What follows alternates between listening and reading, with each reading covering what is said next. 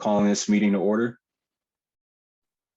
And with that, Stephanie, can we please get a roll call? Sure. Oh, wait, hold up. Sorry, my apologies. She just joined. Okay.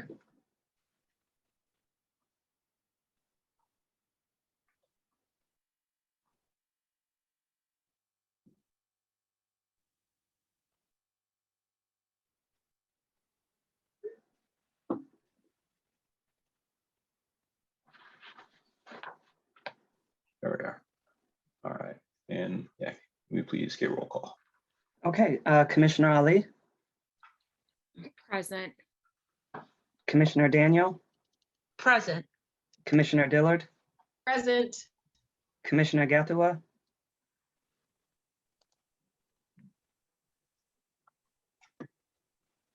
Present. Commissioner Harris, Present. Commissioner Johnson, Present. Commissioner Nobis, Present. Commissioner Rivera, Present. Commissioner Traore. Present. Thanks. All right. And with that, we can move on to agenda item number 2, approval of the April 29th, 2021 meeting minutes.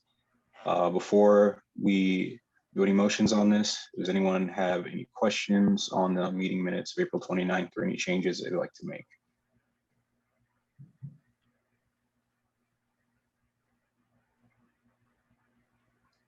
All right, I just need a motion to approve the meeting minutes then in that case. So moved. Second. Stephanie, can we please get roll call? Okay. Commissioner Ali, Yes. Commissioner Daniel, Yes. Commissioner Dillard, Yes. Commissioner Gatua, Yes. Commissioner Harris, Yes. Commissioner Johnson, Yes. Commissioner Nobis, Yes. Commissioner Rivera, Yes. Commissioner Traore. Yes. Okay, passes 9-0. Thank you. All right, and then we have agenda item number 3, the staff follow-up on TRC questions.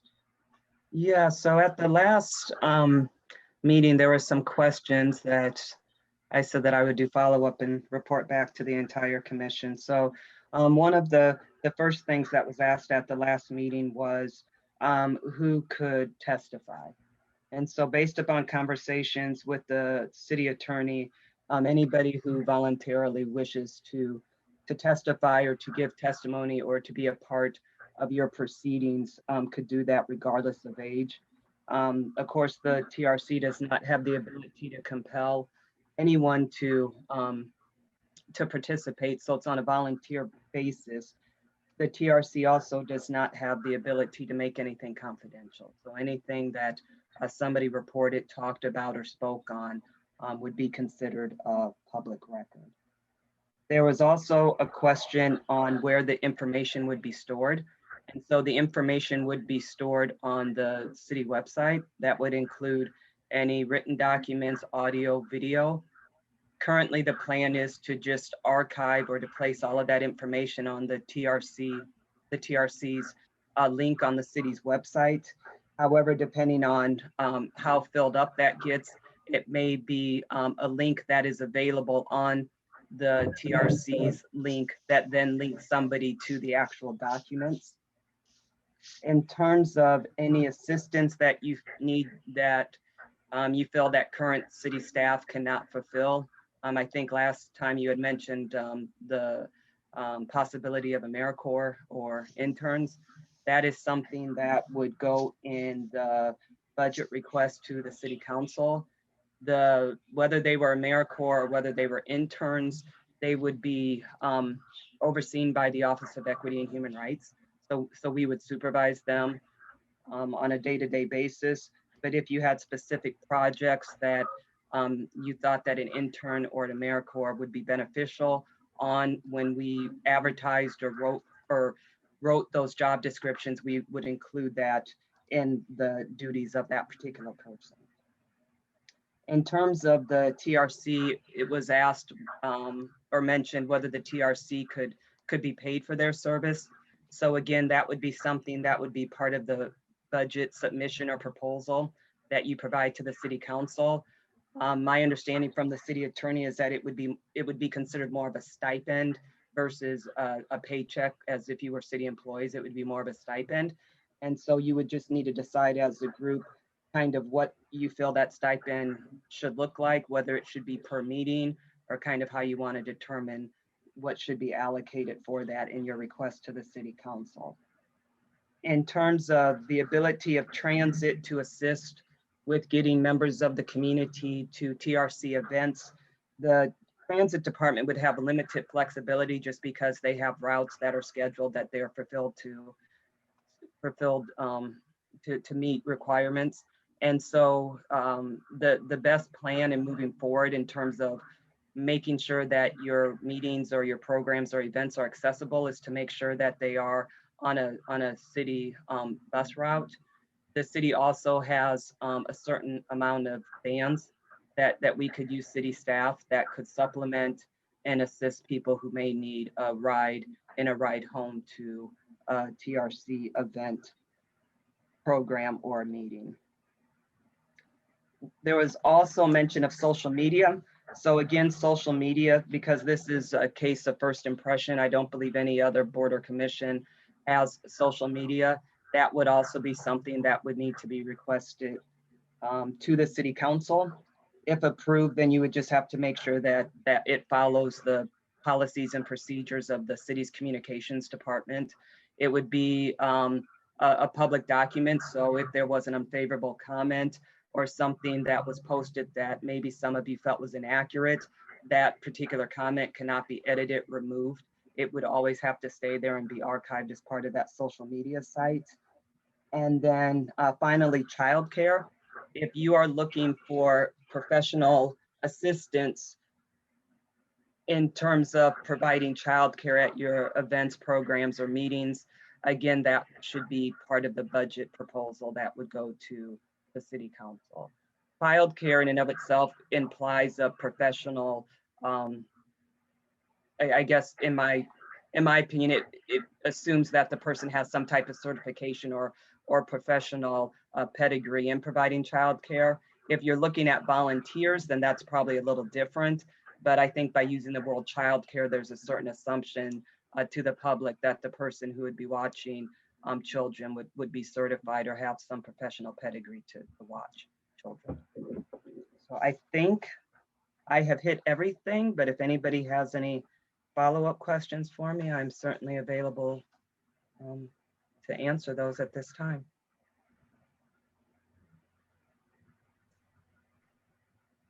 Does anyone have any questions or any clarifications?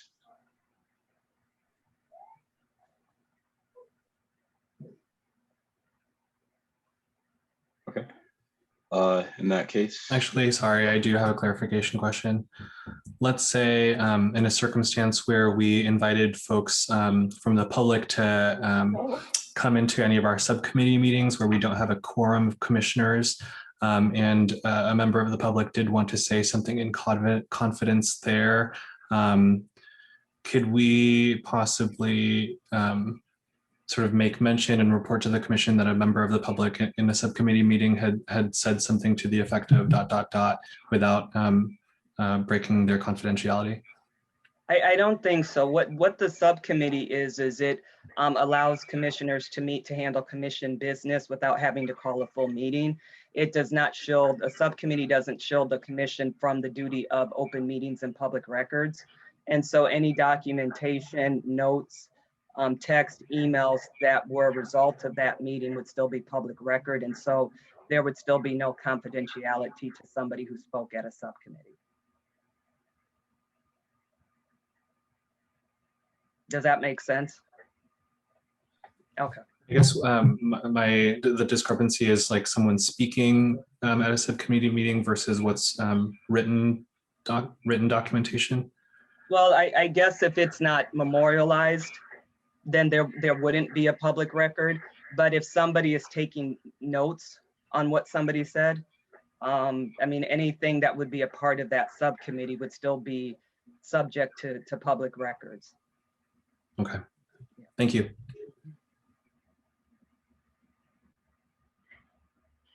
A question on our community forums or events in relation to social media.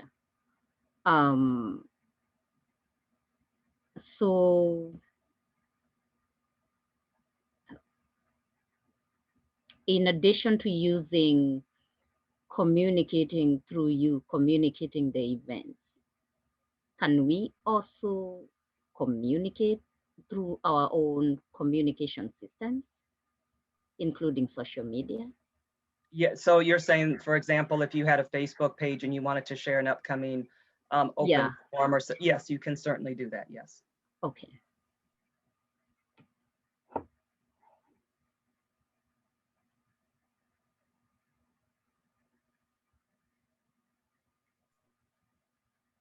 Any other questions or clarifications? I think this is more as we continue listening and even at the public forums. And some of the things we hear, maybe to some of us, in our opinions, it might be needing, it would be ethical to pay attention and follow up.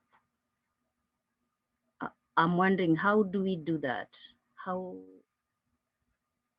Or do we just listen and wait until we make our final recommendation?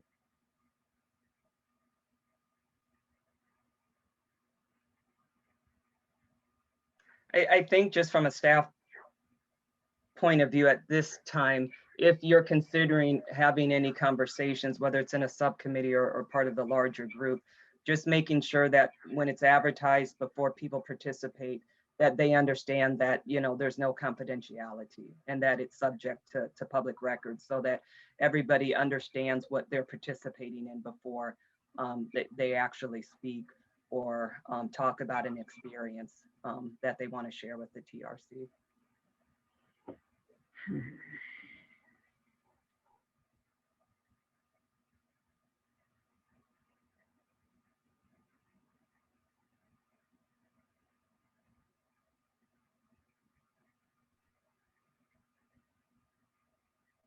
Do we have anyone else?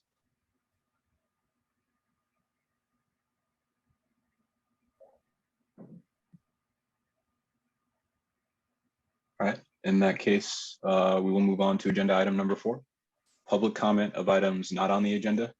Just a reminder, commentators shall address the commission for no more than 5 minutes, and commissioners shall not engage in discussion with the public concerning said items. If there's anyone from the public that has anything that they would like to speak up on or address the commission on, if you could please raise your hand and we will be sure to call on you and give you up to 5 minutes.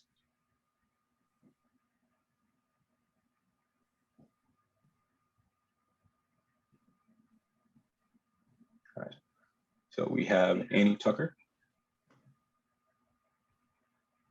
And Ms. Tucker, the floor is yours. Cool, thank you. First, I wanted to actually thank you all for what you're doing. This is really powerful work, and I really appreciate the thoughtfulness you're bringing to it. And it's kind of amazing that we can be here with you. So I wanted to say, I know that you've expressed an interest in transformative justice and restorative justice. And what I wanted to let you know is that in the last 3 weeks, I've had maybe 3 entities or 4 express an interest in using restorative justice in the areas that they're responsible for, which is really, really exciting, I think, to feel like different parts of the community and decision makers or people who are working with decision makers want to have people's voices heard, want to have processes that where each person involved is heard. And I guess I want to say a few things. Part of my background is I work for a local nonprofit, Mediation Services of Eastern Iowa, that oversees a couple of court-connected mediation programs and started a restorative justice program for juveniles who are referred, and has been doing that. And also got a grant and offered circle training to teachers, and this is like about 4 years ago. So 3 different 3-day trainings, teachers and people who work with kids and adults and in the community and community members. So I guess what I want to acknowledge is maybe, I don't know if you can see me. Can you see me? I can see you, but maybe you can't see me. I'm like an older white woman. maybe you guessed. So what I want to acknowledge that. I also want to acknowledge that the reason that white people on this continent know about circles is that in the Yukon, people and First Nations folks, their communities and families were being really devastated by the court system and the legal system up there, really tearing families and communities apart. So they realized they wanted to share their process, circles, with white people, so that was the process that their community members were part of, and that it wasn't part of the destructive processes that those institutions had. So here's my current vision. My current vision is working with a diverse group of folks from this community, including age. Like, I love that you guys were asking, can minors come and speak here? Like, I would like there to be training, that we bring in somebody actually to do the training, even though there are people here who are trained. If we can get money, we'll do that. Otherwise, we can do a homegrown process. But where there's a diverse group, pool of folks who together provide RJ processes for folks in different situations, as well as circles like Laura Gray. Do y'all know Laura Gray? She and I went to Chicago maybe 4 years ago and it was right after the election, the previous election. What was that? That was 2016, when you didn't know if there was a place that you wanted to be on the planet or in this country. And yet we went to the south side of Chicago and sat in circles for 4 days. And it was the right place to be. And we came back and did circles that were open to the community, and diverse folks sat and talked about things kind of really across their silos here. It was kind of powerful. So anyway, given the stated interest about restorative justice in kind of different corners of this county, I just want to let you know that that's something I'd like to do, and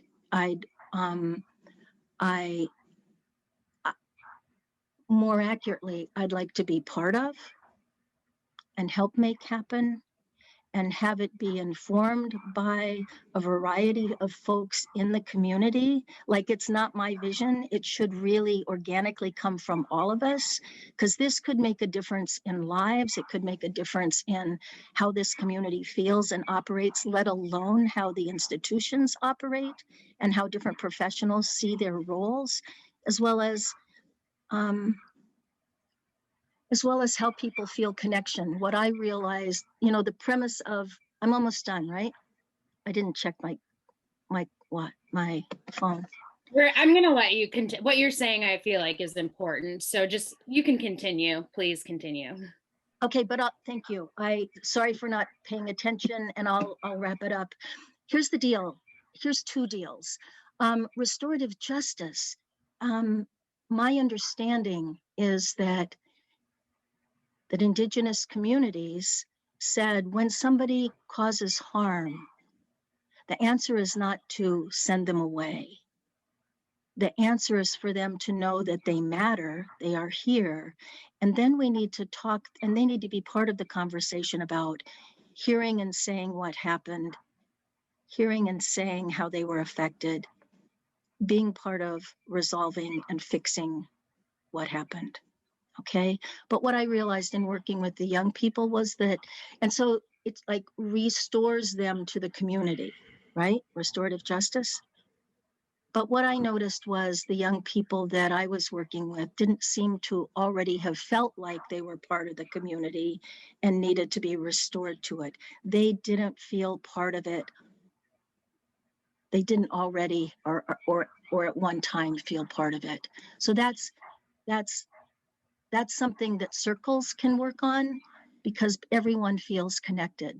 Circles actually, I'll come another time and talk about how they intervene on trauma, on the effects of trauma in 2 really simple ways. How powerful is that? Also, the most important part of the triangle, you can't see me make the triangle with my hands, right? Anyway, the lower, the third, it's in 3 parts. Like there's the pointy part, there's the middle part, and there's the bigger lower part. You can almost picture that, right? Raise your hand if you can sort of picture that. Okay, good. So the base is building community. So if you were going to like start using RJ in a school, which is what they're trying to do, and I'm part of the team that's working on that, the starting place is to have kids sit in circle and be heard and connect with each other, relationship building. And then above that, the smaller things is dealing with misunderstandings or conflict. But that's also, I just want to offer that as an idea as you guys are thinking, what are we doing with circles? Okay, done. Sorry. Anyway, thank you very much for what you're doing. I'll be in touch.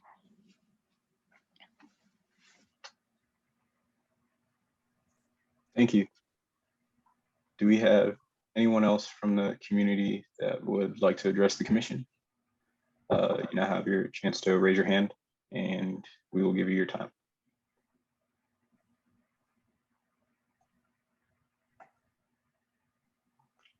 Looks like we don't have any other hands raised at the moment.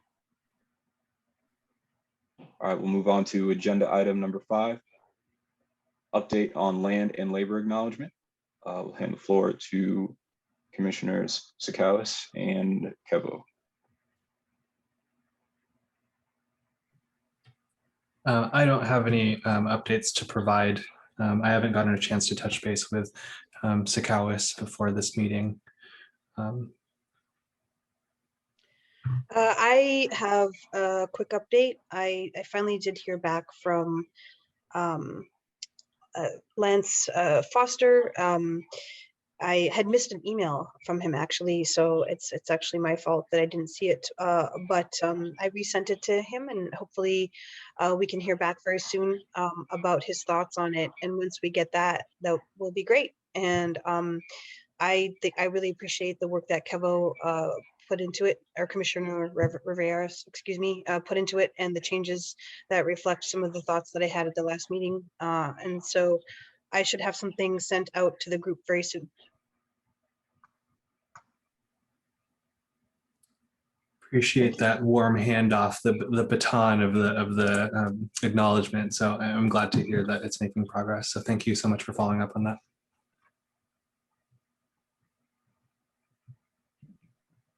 Do we have anything else on that then, in that case? All right, so we will now move on to the discussion and the vote on the facilitator hiring process. And before we begin our discussion on this, I want once again to give the community the opportunity to address the commission on this agenda item, if anyone would like. Raise your hand at this time and we'll be sure to give you some time to speak.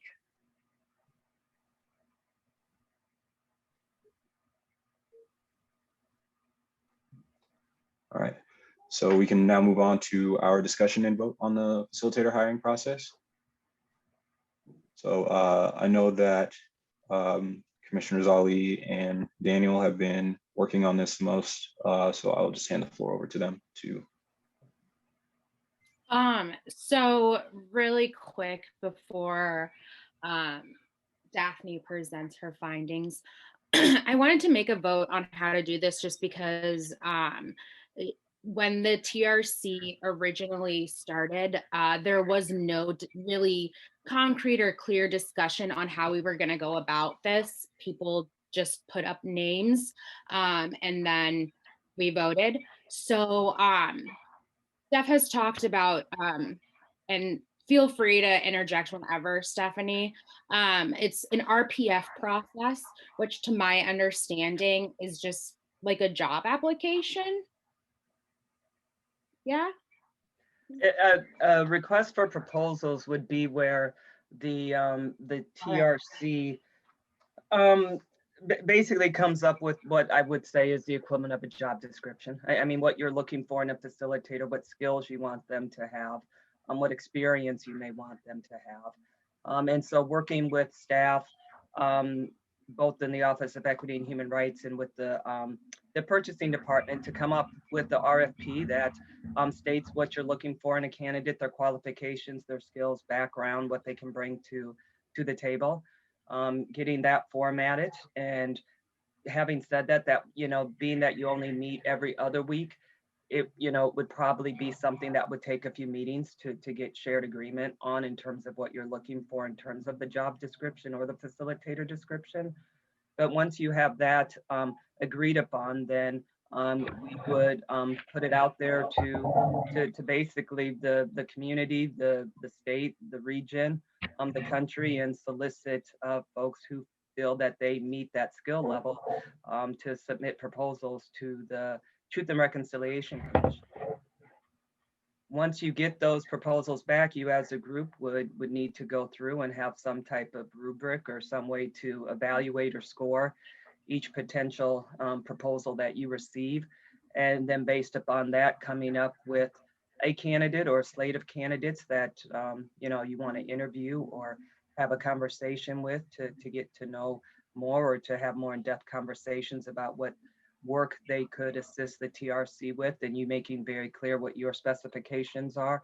And then from there, moving forward towards a group decision on who you feel should be selected for that process.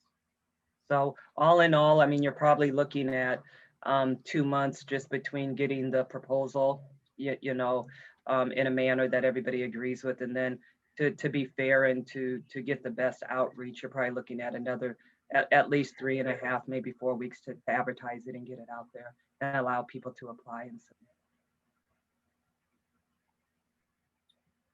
submit. So that is the RFP process. So I think that that's probably the best way to go about it. If someone, do you guys want to talk about it, or are we okay to make a motion on it? I just have a quick thought about it. It just sounds like a really long process. That sounds like it's 3 months. And I feel like, as it's been mentioned beforehand, we're already kind of behind on our current deadline. So I'm not saying I don't agree with it. I just wonder if there's any way to speed that up. And I move. I'm done. There's not really a way to speed up the RFP process, but if commissioners have somebody in mind who you think would be a great candidate that you want to reach out to and have them submit proposals, so that you're selecting from a more limited list and not advertising it in the manner that you would maybe like a job posting, you could certainly do that, which may shorten the process, because then you don't have the lag for getting the word out and giving people time to apply. But so it's kind of just a matter of how each of you want to proceed. What if we end up really liking whatever Commissioner Daniels has come up with, and we have a discussion on that together, and then I don't know if you guys are okay with discussing this, and maybe we could decide if her suggestions are, I mean, I don't want to say good enough, for lack of a better term, to kind of continue with the process, if that's okay with you guys. Okay, so Before you begin, just want to make it clear for meeting minutes sake. So we will be coming back to agenda item number 6 to do the vote on the hiring process. But first, we will be moving on to agenda item number 7 for the presentation of Commissioner Daniel's findings. Yes. okay. I actually don't have like a full-on presentation because I think heart to heart was kind of like open talk was necessary. The one thing I noticed throughout my search for what the role of a facilitator is were RFPs. And the RFP process does take long, and I think there's no way around it if we want to have a fair and transparent process. And so we need to reach out far, see if we could get the best to help us meet our goals. And I don't think this is something that one commissioner should really be researching. I think maybe have one of the subcommittees kind of get together and work on this, because I have my opinions on what I think is most important in the role of a facilitator, but not everyone is going to have that opinion. And I don't want the facilitator to be like my facilitator, or like the person that meets the what I picture in a facilitator. They're going to be the facilitator for the entire commission. We also need to consider if we're going to have the facilitator just work with us or work with the community. I think they're supposed to be in between, but throughout my research, there were different roles that facilitators played. I also looked up the difference between strategic managers and project managers and what role each would play in an organization. And I was way over my head.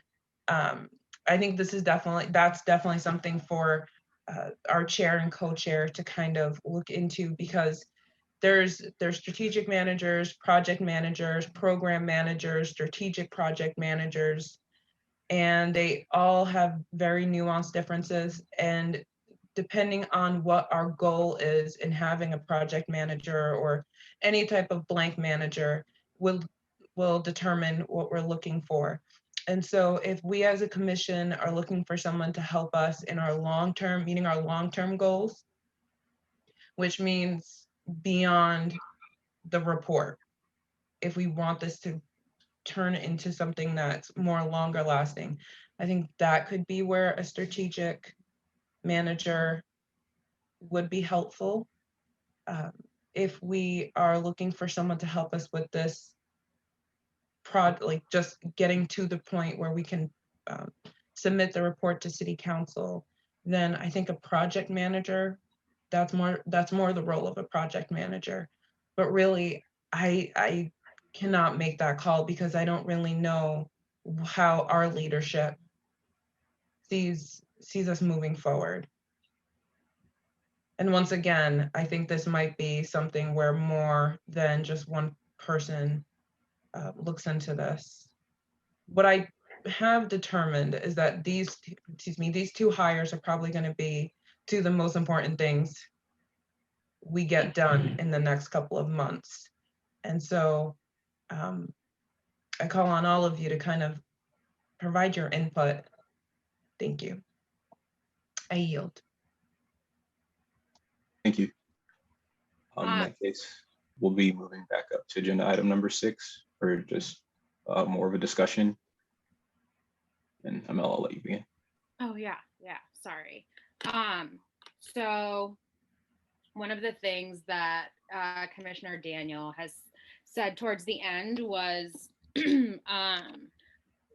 finding someone who like fits our vision. And I really think it would be beneficial for us to at least look for someone long-term because I think that's there is still kind of confusion within like the community and things like that of what a Truth and Reconciliation Commission does.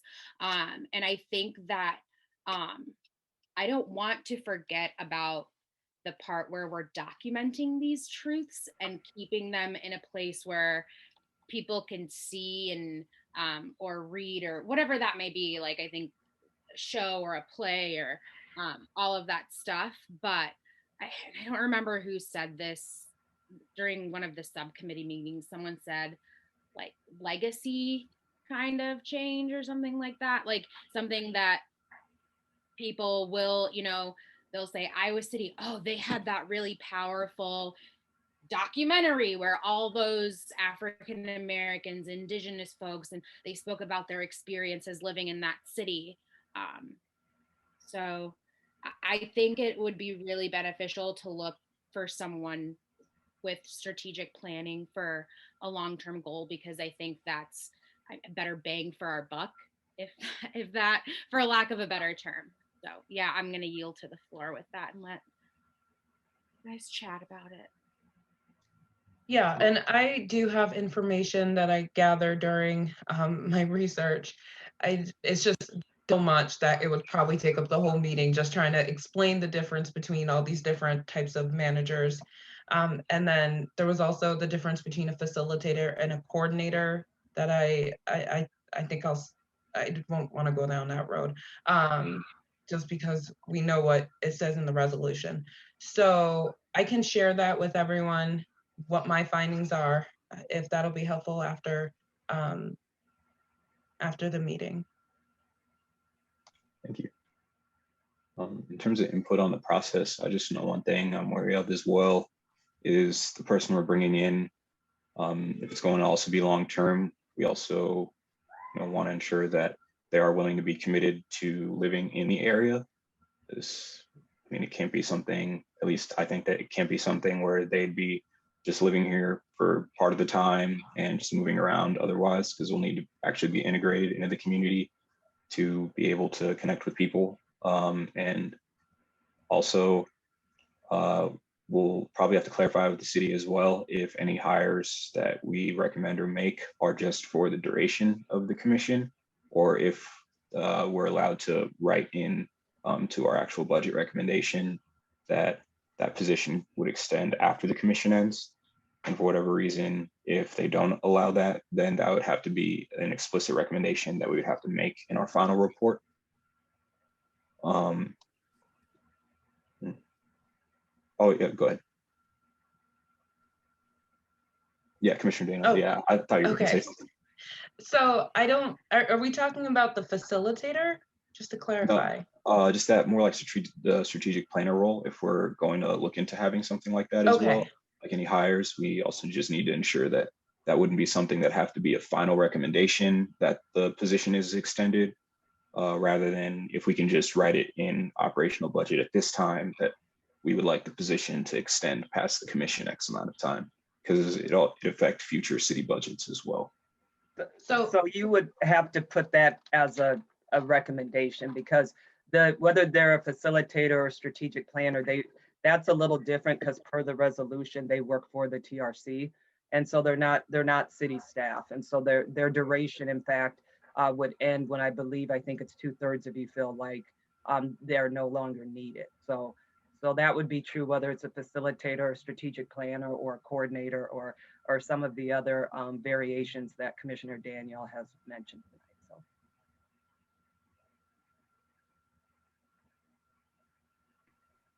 Thank you, Stephanie. And then another thing I was just thinking about as well is what Amela just said about the documentation aspect. I do know that some people from Englert Theater are very interested in helping with that aspect of it. There's this guy, Dionysus Alexis. I hope I didn't butcher your name, sorry. But yeah, he's Greek, and gotten the chance to speak to him a little bit and get to know him pretty well. But the Englert staff themselves have actually been working on some ways to increase diversity, not only in their scheduling and the shows they're bringing in, but also their staff. So it just seems like they're highly interested in helping with this. Again, this would be something that the rest of you would have to be in on a discussion for. But I just believe that them being local to the community and also having experience with putting on productions and making productions, and also having a space where any event could go on would probably be highly beneficial to us. But again, this is just something that we would have to be presented to all of us and to be voted on, and just wanted to make that known.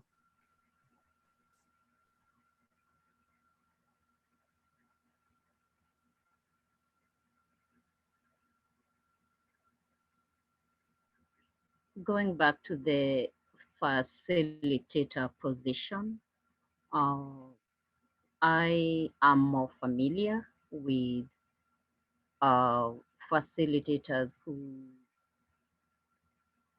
facilitate a function. For example, I was having in mind somebody who facilitates our meetings, which already we have the chair and the vice doing that already. So that's what I had in mind coming in. And I think I also formed, and because that's my understanding of facilitation,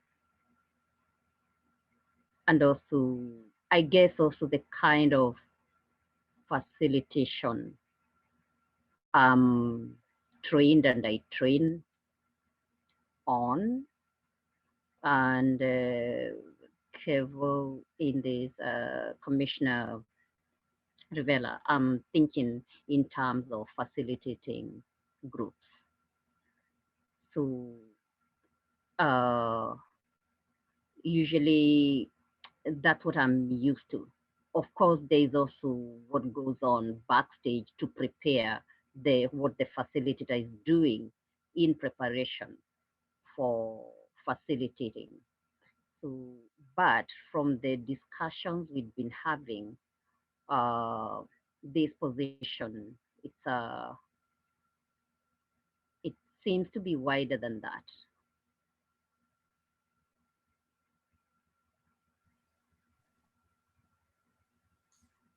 Go ahead, Kibble. Yeah. I wonder if it would be possible for commissioners to review the application or contract that former facilitator Jesse Case was going to sign. That might help fill in some of the gaps in understanding, or at least get us on the same page of what I guess chair and vice chair are saying when we're using the term facilitator. And then we can decide if that's the direction that we want the facilitation to take, or if we want to redefine the role of the facilitator. Yeah, I do still have that document saved, and I can send it back out to get redistributed right after this meeting. But yeah, there are just some aspects of it that would need to be changed. There's a long section in there about being involved with the way the bylaws are written and done. And we just need to ensure that everyone here also just sees the fact that there are some sections in there that seem a little bit more as facilitator having direct control over some aspects of how the commission runs. And in my opinion, we would need a little bit more autonomy than that. But when it comes to the kind of filling in that role in the meantime, I know we don't have someone directly on staff, of course, but I'm more than comfortable, along with anyone else that's interested, just continuing to just reach out to people in the community to try to just tell them more about the commission, and to just see if they're interested in participating in either subcommittee meetings, or as well if they're just interested in having any presentations with us as well. Cliff and Daphne have also just told me about how we have the Johnson County Interfaith Coalition, and also yes, Kaus has told me about this as well, and the Iowa Catholic Worker House. They're very interested in not only doing a presentation, but also being very involved in the process. So they do have a lot of Hispanic immigrants that are a part of their group, and they're also highly interested in getting something together where we have people of different faith backgrounds also connecting within the community and the importance of that. So I would like to have the Iowa Catholic Worker House come in to a meeting and give a presentation at some point in the next meeting or two, just whenever everyone feels that we do have enough time for that on the agenda. And it would also allow us to get more of that voice of Hispanic people and other immigrants of all backgrounds and people from the faith community as well.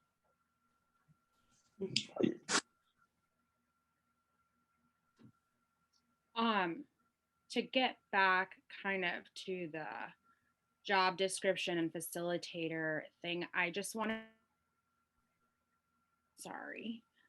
to point out that in the Google Drive, and let me see if I can share this really quick.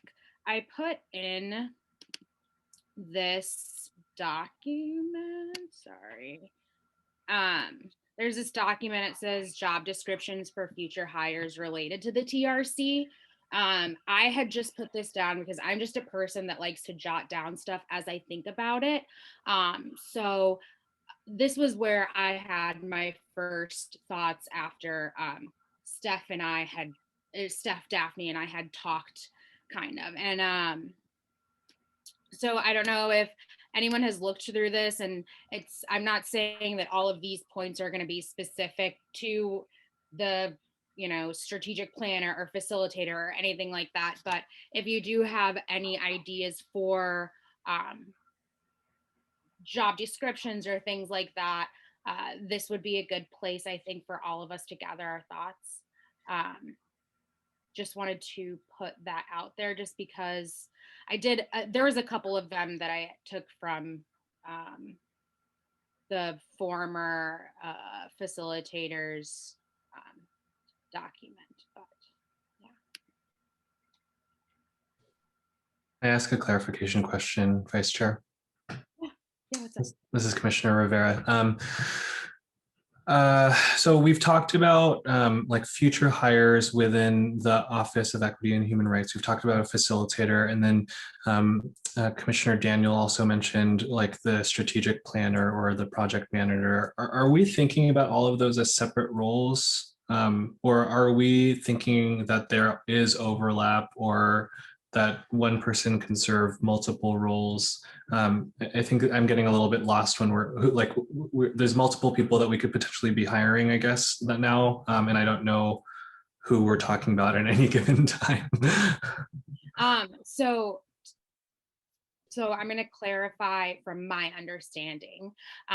When I had spoken to Stephanie, anybody that we hired through like AmeriCorps or things like that, which I envisioned for example, if I wanted someone as a part of their job description, let's say, to read the 88 points that for the restructuring the ICPD and, give an analysis of that. Not that I would make someone, read all 88 of them, but that would be in the job description. And then that person, if it's through AmeriCorps or anything like that, would be hired through Stephanie's office.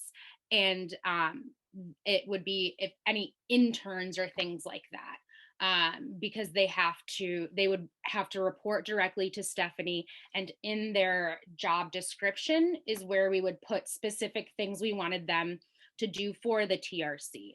But the facilitator or strategic planner or both would be a job that is directly related to the TRC. They would report to us. Their specialty is like strategic planning, or like that is what they're good at, and or mediation or negotiating or things like that. And that would be the person who we would pay out of, I believe, our budget, and that would come, that they would not be a person that worked for the city. Does that make sense?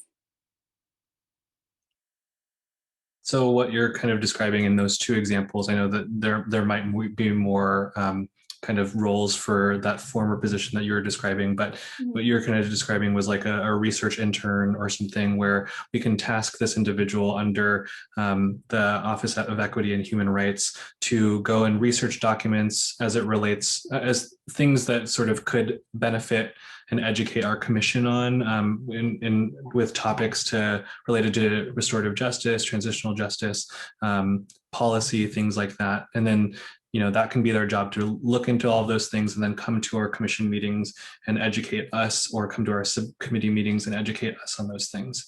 So that would be one role. And you're considering the facilitator as more of that sort of mediator between us and the community, and acting sort of the mandate that we are set out to do in our fact-finding process and our truth-telling process, and sort of the beginnings of our reconciliation process. Is that somewhat of a good sort of overview? Yes, you worded it way better than I could have ever articulated it. So yes. You loosened the jar and I finished it for you. There we go. Thank you. And I invite Commissioner Daniel to also provide any clarification if they had any different idea. Oh, I got so excited when you asked that question because I was like, okay. So essentially, one person could have the role as the strategic manager, the facilitators, like just theoretically this could happen. In practice, that wouldn't be ideal. However, as I looked at different roles, there is such a thing as a strategic project manager. And so we could just have one person who helps us with strategic planning and project management. The facilitator, there was also, if you look at the previous facilitators documentation, I don't know if that role was purely what you consider a facilitator's role. There was a lot of oversight they were given, and so I think getting that paperwork would be great, so we kind of know what we may not want in a facilitator. Yeah, that's it. It sounds to me still that, yeah, we would need at least that one person hired through Stephanie's office. And right now, just needing a strategic planner, more of that bigger national search of that for experts, either strategic planner or strategic project manager, and then someone separate from that that's more of a facilitator. So it end up being a total of 3 positions, 1 reporting to Stephanie, 2 reporting to us. So at this time, I don't know, I just kind of want to make sure we clarify that. And if we decide that we need to make any votes on whether we're going to look at it as 3 separate positions or 2 separate positions before we then move on, or if we want to just move that vote to a next meeting. I don't want to close this discussion right now, but as we're moving forward, I think it would be helpful if we had an idea of what will come after this meeting, because we're certainly not in a place where we're ready to sort of make any formal decisions or motions. I don't think, but I would suggest that maybe we fold sort of this conversation into maybe the budget subcommittee, and that can be the house for further discussion in defining and differentiating among all 3 of these roles that we're currently talking about, so that we can have more of a concrete sort of discussion next time about what everyone would agree upon.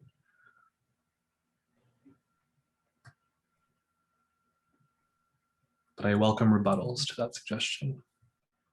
I'm open to that. The only thing that I would say about it is that we need a person that understands what our mission is. That's the thing that we had a problem with before. Some people didn't agree with the facilitator that we had before. We need to have a person that understands what we're trying to get accomplished. So it can't be a person, I think, that hasn't been through social injustice, or a person who doesn't know anything about it. He's just going to come in and be a facilitator, but he doesn't even know anything of social and racial injustice. So that's my opinion. But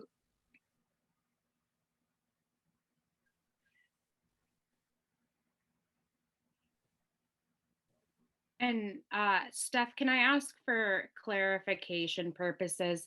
Since in the agenda, it does say, I can't remember if it says, can we make a motion or, let's see. Oh, it says discuss and vote. If I mean, you as a group, you can decide to vote, or if you want to defer, I mean, you don't have to vote this evening. Do you guys want to defer? Defer. I would want this Commissioner Gadua. If we defer, because I would want us to be very clear on our definition of facilitator, to be very, very clear on what they want them to be doing. Other than, are we going by the general one where, from what Commissioner Harris is saying, it's looking like one of the roles of in general, and again I said what I'm familiar with, for a facilitator, that person is usually neutral, and they do not add to, and they do not create, lack of a better word, friction. So I guess I'm just giving some examples in trying to be very, very clear of who is a facilitator to us. What are we wanting out of that office? So just to clarify, Commissioner Ali asked me a question about whether you had to vote at this meeting or deferred, and I just want to make sure I'm clear. You could have a vote this evening on going through with the RFP process for hiring a facilitator without getting into the specifics of how you want to define that facilitator. So to me, those are not necessarily the same thing. And so if you want to vote on this particular hiring process, you certainly have the ability to do that this evening. If you don't want to vote at the meeting this evening on the facilitator hiring process, then you don't have to. But what this agenda item to me is just simply voting on to have this RFP process. It's not voting on the content or the definition of what a facilitator would be, or what a person who does strategic planning would be. It would just be to go with this process. So just to clarify that. Okay, I'll jump in again, Commissioner Gadua, and since Commissioner Daniel and now Stephanie, you give us a very clear and kind of like, it looks like we need to, and there's that time to be taken. To me, I'm seeing, it makes sense to me to go with it, and especially now, so that I don't have to split hairs, that now that I know it's not the definition I'm voting on. Yeah, with what was explained by Commissioner Daniels and Stephanie, if we decide to vote, I would be on deciding if I would vote on the process. So I will. I'm ready. I just want to ensure that if you are making a motion, that we just have to be sure we're explicit in what exactly we are voting on in that motion, whether it's that we're having a vote on just doing the RFP and then deciding in a separate meeting that we're going to talk about exact definitions, or if we're voting on not doing an RFP in a separate meeting, doing exact definitions, just for the sake of the record. Right. I don't think a formal motion has been put forward yet, but I think that it would be a good idea for us to go ahead and vote on that portion of this. At first, I was like, well, we could just kind of wait until we have a job description. But I think that if we vote now on using the RFP process, then the budget subcommittee can move forward with developing that job description, so we can really gain some traction in that regard, and then come back at the next meeting to discuss it further. Don't know this is whether,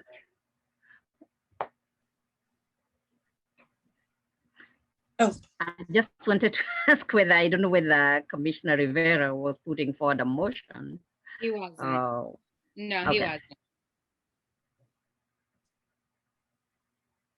So I just want to say, if we vote on the RFP, that will help with writing the job description or coming up with the job. With that, this is Commissioner Ali speaking. I'm going to make a motion to move forward with the RFP hiring process for facilitator / strategic planner or whatever. Can I help amend that motion, Vice Chair? I would suggest that for right now, let's just use very concrete and clear terminology. So I would amend the motion on the floor to motion to utilize the RFP process to hire the facilitator, period.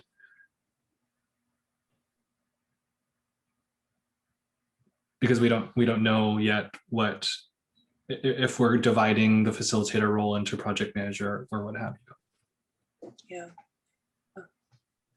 So I am going to make that motion to use the RFP process to hire a facilitator. Do we I have a second. second? All right. We have a second from Commissioner Daniel. And Stephanie, can we please get roll call? Is there any further discussion before we do the roll call on this topic? Okay. Question. Okay. What exactly was the issue with the last facilitator? What was the main problem? Didn't sign his contract.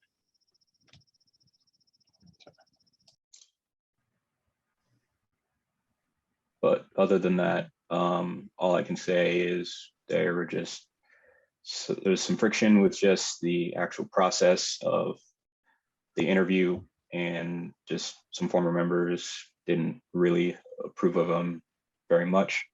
But yeah, all I know is the contract was never signed. So. Okay. Any further discussion before I take roll call? Okay. Commissioner Ali, Yes. Commissioner Daniel, Yes. Commissioner Dillard, Yes. Commissioner Gathawa, Yes. Commissioner Harris,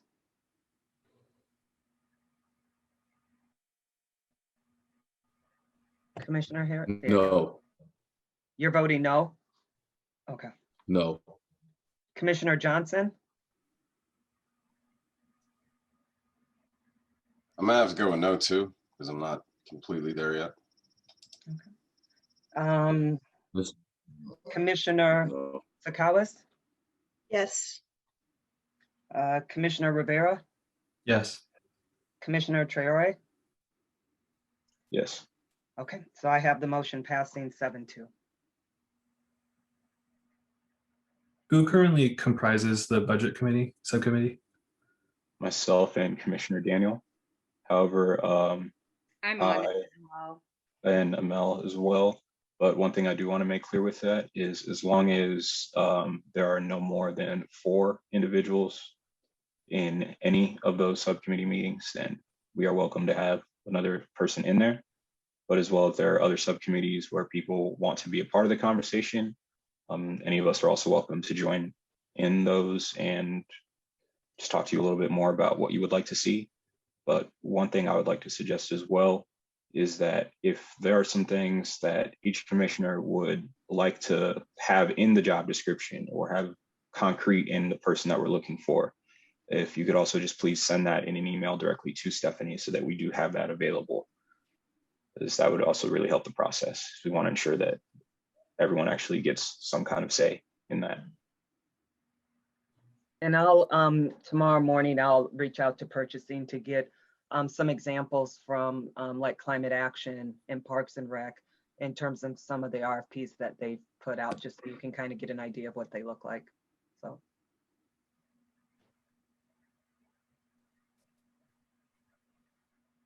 Is anyone else interested in joining the budget subcommittee to assist them in this process?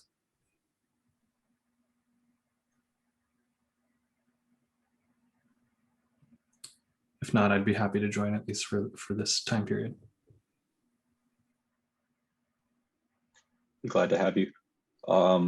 After the conclusion of this meeting, then we can just try to coordinate time within the next week to get an initial meeting together to then just discuss further what we're looking for in that process of the RFP. And definitely want to have that presented to the rest of the commissioners in the next meeting. And also I would like to have that emailed a few days ahead of time so that it can be reviewed by each commissioner before we even have the next meeting begin.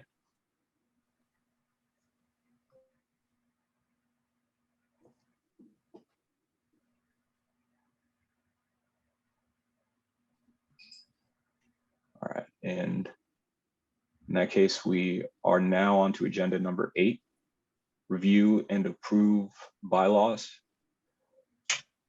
I will hand this off to Amel as well.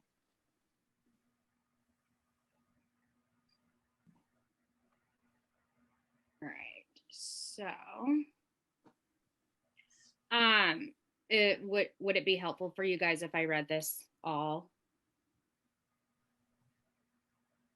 You don't have to. Okay, all right, thank you. Is this the version that was in the packet? No, this is not the version that was in the packet. Would you detail the changes then? Yeah, of course. So let me go to that version that was in the packet really quick on my own personal screen.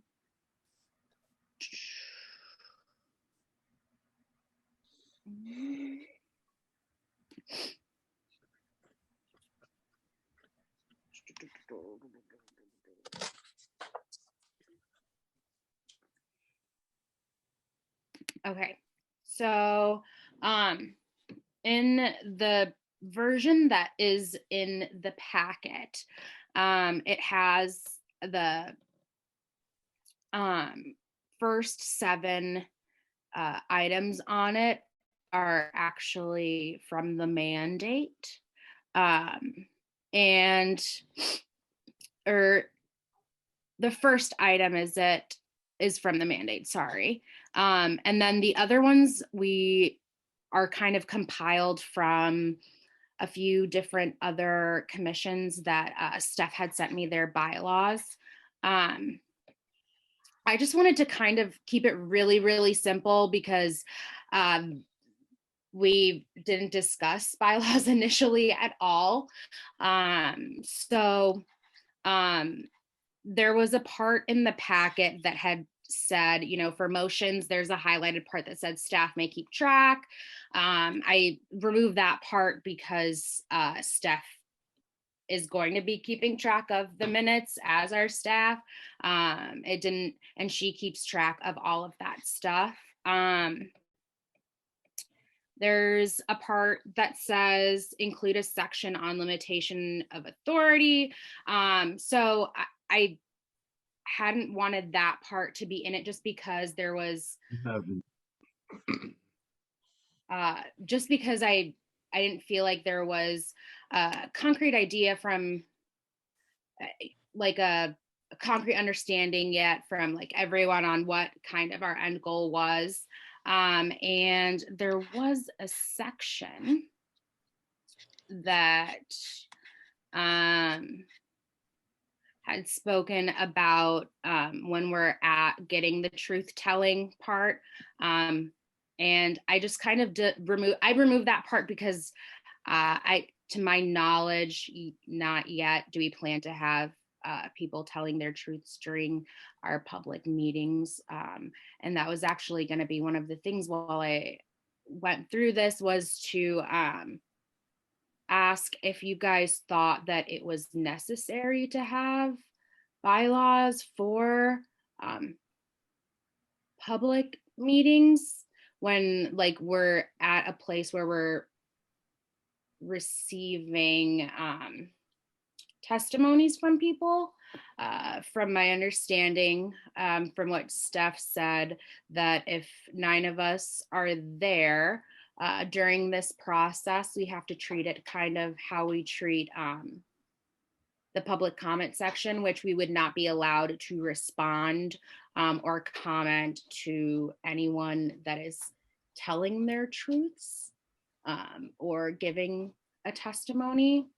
And then, you know, a lot of this stuff is really just like very simple. How many absences, voting. Go ahead, Mohammed. I just wanted to clarify on the part of the quorum. I saw a difference in that part. Just wanted to make sure that we went over that. So it says, let me go back on the quorum. 2/3. Can you scroll down a little bit, Steph?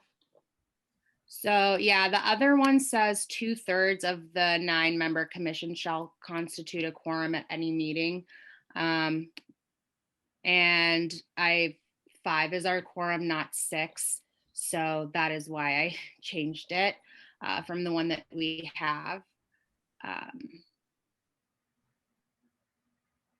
That is right. 5 is a quorum, right, Steph? I just want to make sure. Yeah, that's okay, correct. Okay, perfect. Yeah. And then so with motions, we just have to discuss before the commission may vote. Let's see. I tried to be very straightforward and lay it out there. Is there anything that people have questions on, or anything that you think that we should add? I used templates from the Community Police Review Board and the Human Rights Commission and the Housing and Zoning Commission, and then there was one more. Can we clarify just the majority? So in a meeting where quorum is met and 5 commissioners are there, is that a majority of those present, or is it a majority of the commission members, meaning 5 total? Oh, that's a good question. And Commissioner Rivera, I was going to bring that up too. I think that usually bylaws set a minimum number of votes instead of just a majority, which would be 5 for purposes of the TRC. Is there are you able to edit that? No, you're probably not able to edit that. That's okay. I can edit that. No, okay, I'm taking notes, so it's not a problem. Okay, perfect. And then just for number 3, I think it's implied that the chair and vice chair set the agenda, but it's not specific. And so I don't know if that's something the commission wants to keep kind of vague, or if they want that very specific. I would just like to add, if we're going to make that specific, I just want to ensure that we do add something in there about how, that any and all input from other commissioners is also welcome on those agenda items.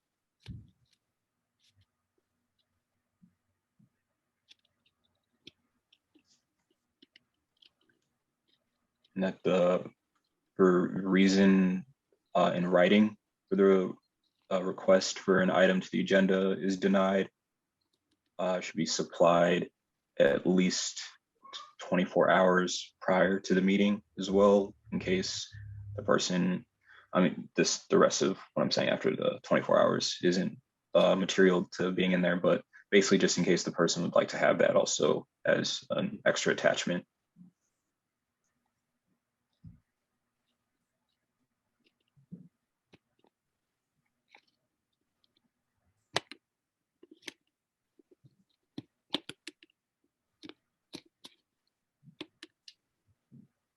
So what we can do, if you'd like, is I can make those changes to the bylaws, and then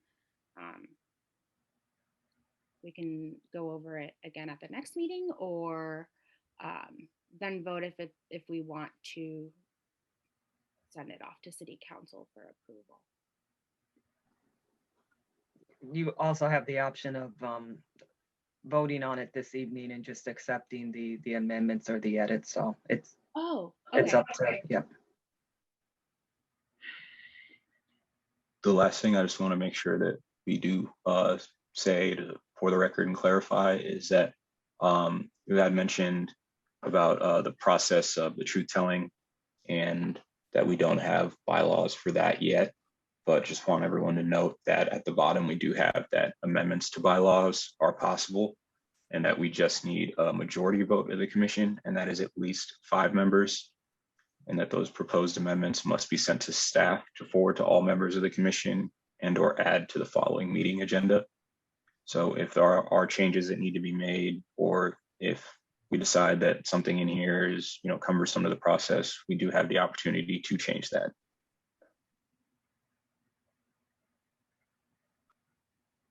And I just want to clarify, if somebody's giving a presentation or testimony, that would be an agenda item, so the commission wouldn't be restricted in terms of, having some type of engagement or conversation or back and forth with them. So I just want to clarify that.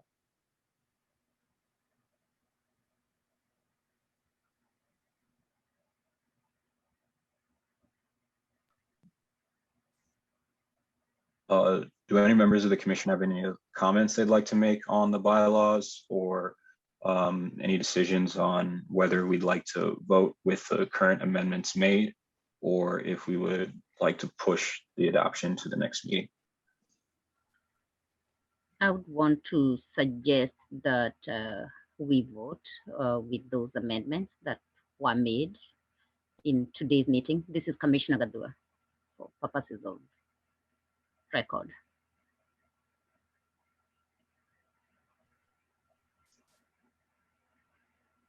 Just want to assure there's no further discussion on that, and also just to clarify if that was a motion.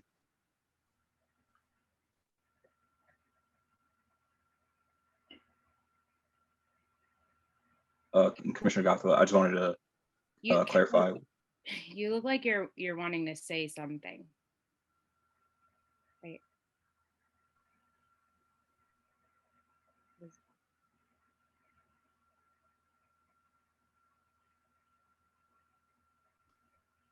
Wait, me?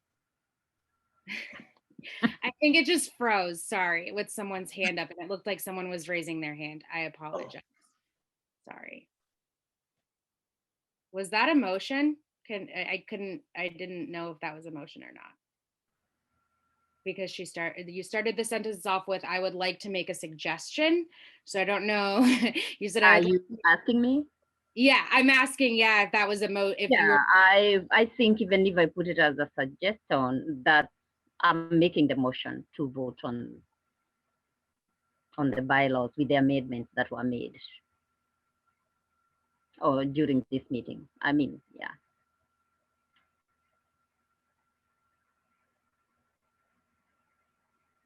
Would anyone like to second that motion? Or if not, then we would have further discussion, or we would be having another motion to table the discussion for another meeting.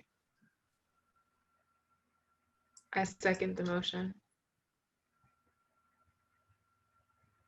All right, in that case, Stephanie, can we please get roll call?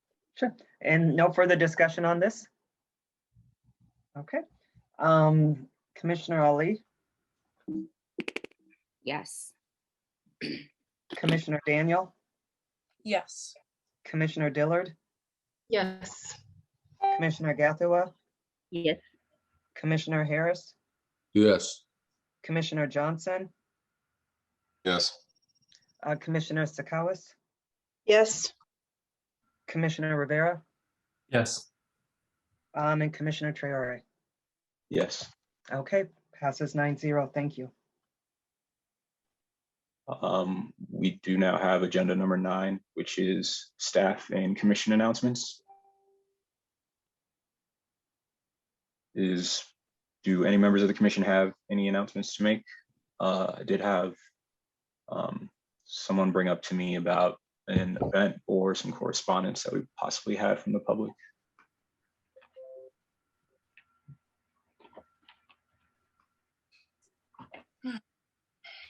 Okay.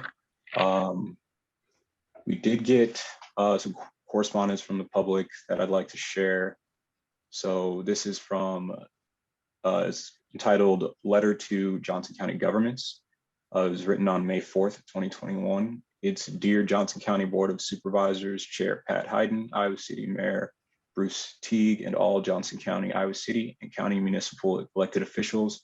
Our organization's right to update our April 19th, 2021 letter and to reiterate our full support for funding excluded low-wage and public sector workers through the American Rescue Act.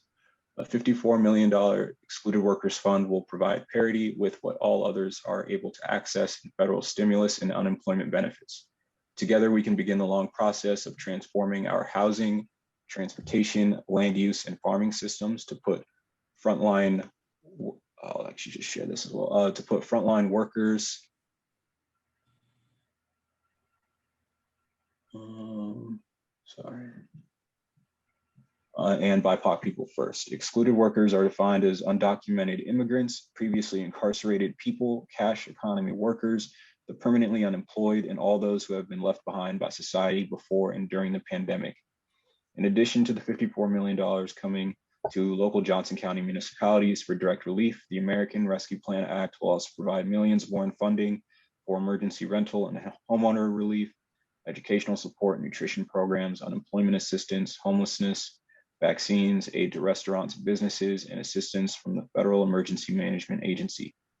Local officials can match our community's needs with these funding streams and maximize federal dollars beyond just what we have outlined here. There will be a number of additional funding sources flowing into the community through a variety of different pathways. Excluded workers must be prioritized now, or they will continue to be left behind while everyone else gets duplicate forms of relief. The federal guidelines are clear and there is no need for an immigration test.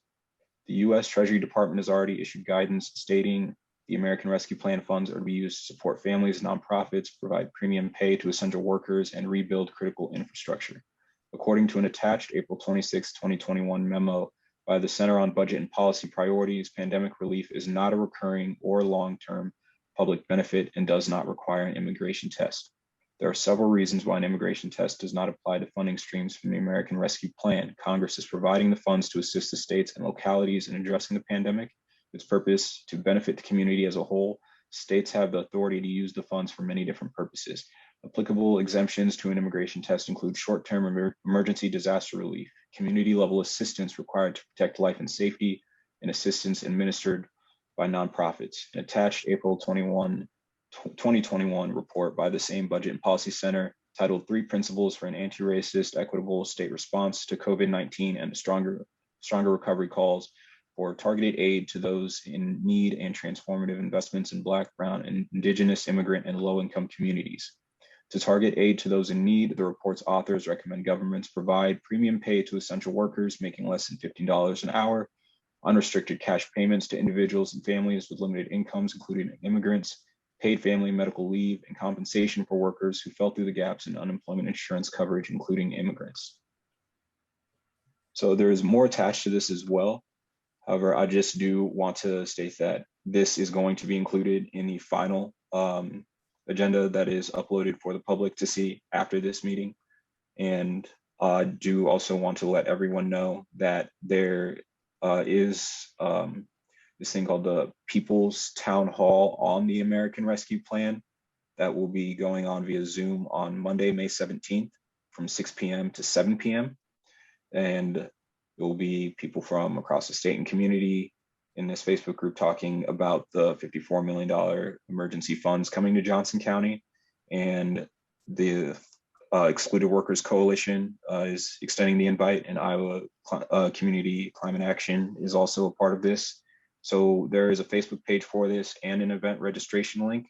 And I have also forwarded these documents to Stephanie to include in the final version of the agenda, just so everyone's aware. So if you would like to attend, you're more than welcome to. And if you'd like to lend your voice to that project or any of that, you're free to do so as well, but also so the public knows. And I'll yield the floor and give Mel a chance to speak. I just wanted to make this really super quick, just because I know a lot of us are really interested in education and the youth, especially in this community. I went to a webinar this afternoon. It was a presentation on the school to prison pipeline that I believe Tammy Knighton actually sent it to all of us. And I got the recording, so I'll share it with you guys. I would really encourage you guys to watch this or try to listen to it if you can.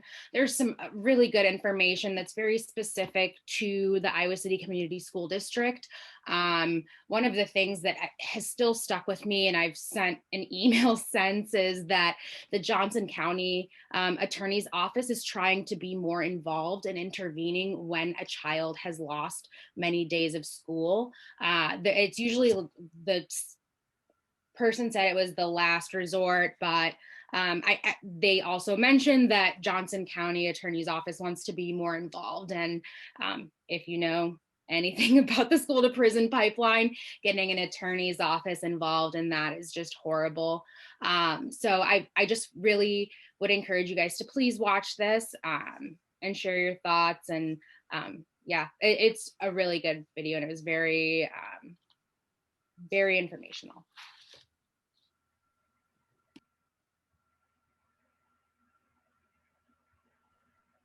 Before I forget, I just had one final quick thing to say. So next week, from Wednesday through Friday, I will be in Ankeny for seminar entitled Strategic Doing. It's basically a leadership seminar and training session. So Iowa City Area Development Group has been gracious enough to sponsor me to go to this event, but just wanted to let all of you know as well that I will be taking extensive notes at these sessions, and we'll be sharing them with you as well, so that you can be aware of just these skills and tactics, so we can all implement them in what we do in this commission and in life going forward. But yeah, I'll be gone from Wednesday through Friday of next week. However, if you do need to reach me, I will still be available. And that is all I have. Is this the time that we can say what we want to say? Because I was trying to figure out a time that I can say what I want to say. I don't know if any of you guys know what social injustice or racial injustice is about. I'm not trying to attack anybody or say anything about nobody, but like, I don't know if you guys been in prison before. I don't know if you guys dealt with the justice system before. I don't know if you guys dealt with how that goes or how they treat Black people in America, even people of color, even people who are not, they may be, from a different community. I didn't say the community because I can't spell it right now. LBG, whatever it is, but like on this call, I felt like that we need to do more. I think we need to do more because there's a lot of stuff that's going on. It's going to be summertime, and I'm an Iowa City resident, and I live in the South District. So if any of you guys know about the South District, they're about to be shooting real soon, and it's about to be a lot of. It's already been stuff going on over here. So I just want to let everybody know that we need to start working on the issues that we're supposed to be working on. And we need to stop the wrangling and haggling about who's going to be this and who's going to be this vice president and who's going to be this and who's going to be the chair. We got to start working on the issues. I'm telling you, like, it's more going on than we even talking about. It's a lot going on. Like, it's been a lot of people that's been inside their house for the past year, inside their house. And then next thing you know, they got a whole bunch of money. And it's not going to be a good outcome. And I can feel the tensions in the air. I can feel it. So with that, I'm going to yield the floor. I just had to let that out. So. Thank you for expressing that. I want to say that if anyone would like to speak to any of the police chiefs in the area as well, or the city manager, or anyone on city council, to at least try to establish some kind of baseline with them, because we had city council on Tuesday have this meeting where they went over the restructuring plan, and this commission directly came out of a meeting they had last year about reviewing all of this. So just want to let you guys know there are a lot of just conversations that we've been left out of. I don't mean to interrupt you, but last night, I just had a bonfire with a city councilor. I'm not gonna say her name, and we sat down and talked. And it's not looking good. It's just not looking good. She talked to me about a whole bunch of things, and I was sitting down at a bonfire with a city councilor, and she just told me, like, it's not going good. It's not going to be good. Stuff is not going to go good at all. So, and I have the ability to be able to do that stuff, sit down with city councilors and sit down with people that's, important people in the community. I'm not saying none of you guys are important, but I sit down with important people. So I sat down with important people, and they, city councilors, they told me, they was like, there's nothing we can do. So with that, I'm gonna yield the floor again. Have all the subcommittees met? And that's not an announcement. I just want to know. No. Okay.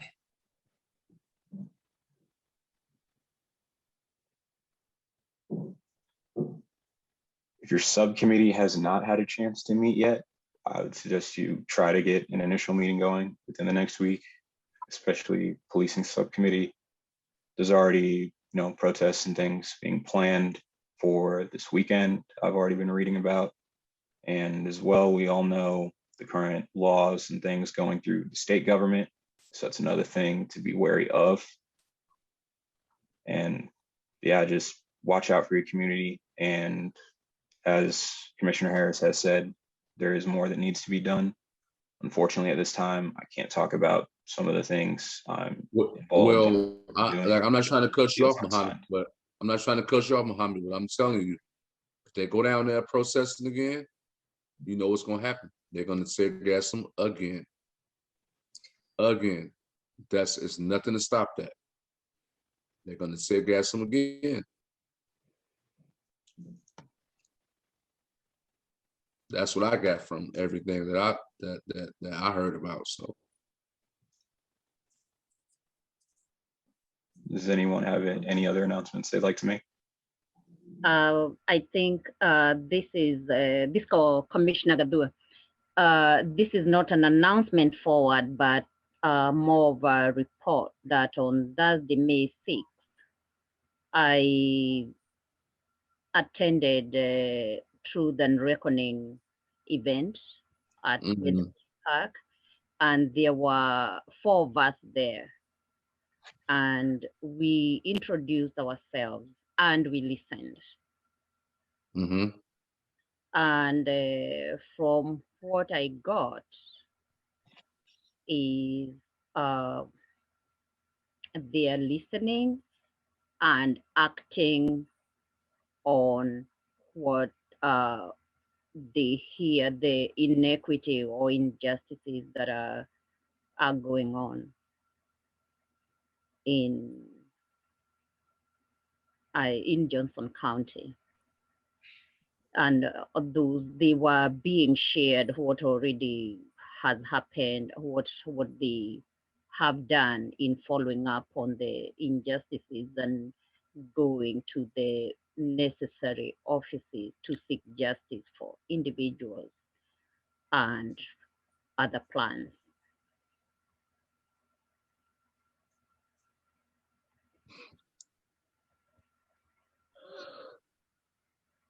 I yield. Do we have any other commission announcements prior to staff announcements?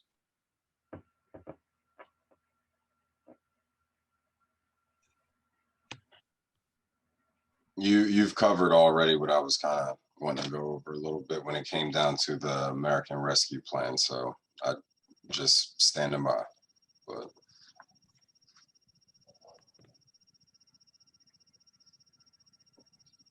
All right, in that case, it sounds like we're ready for staff announcements.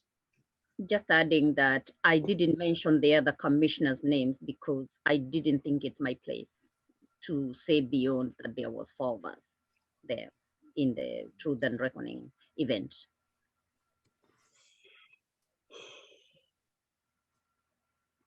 yeah, I was definitely there. I'll definitely speak for myself at least.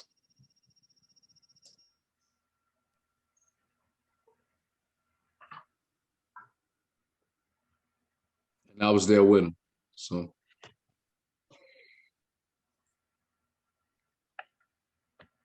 I was not in attendance. Do we have any staff announcements? I don't have any, thank you. If Is everyone good? Can I do a motion to adjourn? I didn't see who, I'm sorry, was that, I'm not sure who did that. This is Commissioner Ali. Thank you. I would like to make a motion to adjourn if everyone is okay with that. Rivera, second. Stephanie, can we please get a roll call? Sure, Commissioner Ali, Yes.